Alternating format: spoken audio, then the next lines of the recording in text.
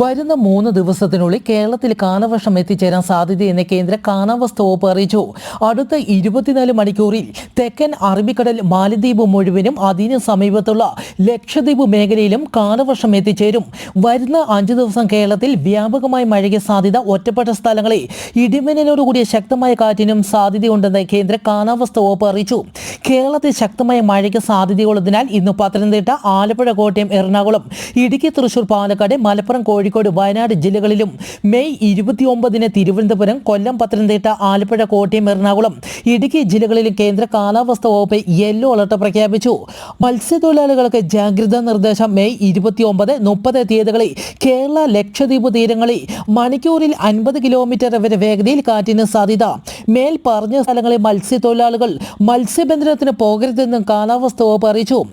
ഇന്തോനേഷ്യയ്ക്കും ഓസ്ട്രേലിയയ്ക്കും ഇടയിൽ സ്ഥിതി ചെയ്യുന്ന തെക്കുകിഴക്കൻ ഏഷ്യൻ രാജ്യമായ തിമോറിന്റെ തീരത്തെ 6.2 തീവ്രത രേഖപ്പെടുത്തിയ ശക്തമായ ഭൂകമ്പം റിപ്പോർട്ട് ചെയ്തു.